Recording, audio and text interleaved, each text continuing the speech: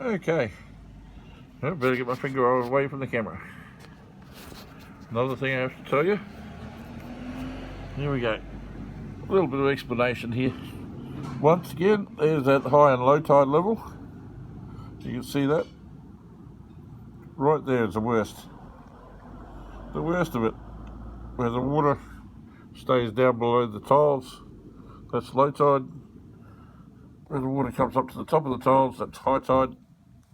And that's where the corrosion is. Okay?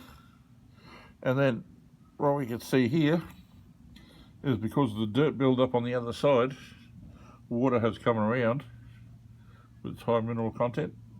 And you see that that's a galvanized post, there's no paint on it.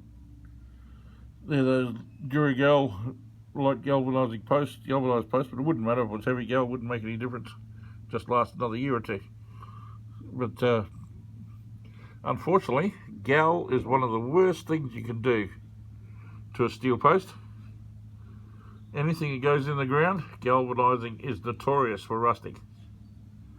Okay, and if you've got a dog, that you own a dog and it pees on the post, even worse. Okay, this post is 20 years old.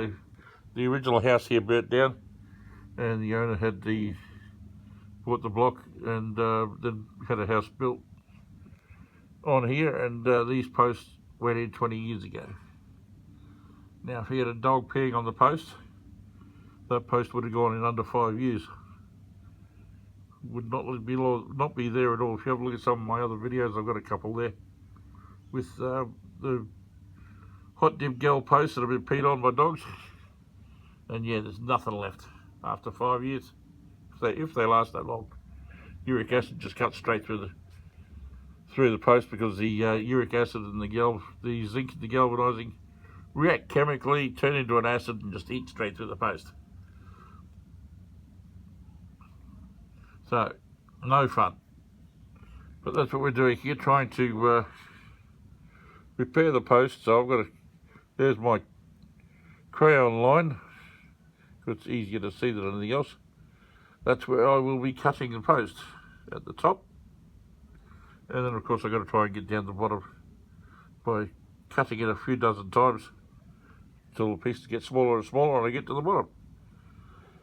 Alright, I'm going to get my grinder sorted out, get some safety gear on, because I'll be operating it right next to my face. Because the only way I can see this is to lie down next to it with the grinder spinning right near my face. So I've got to wear my welding helmet, so if the blade breaks, it doesn't slice my face, hopefully. Of course, no guarantees, because the blade spinning at that speed will go straight through the helmet. Alright, thank you. We'll keep you posted. Bye.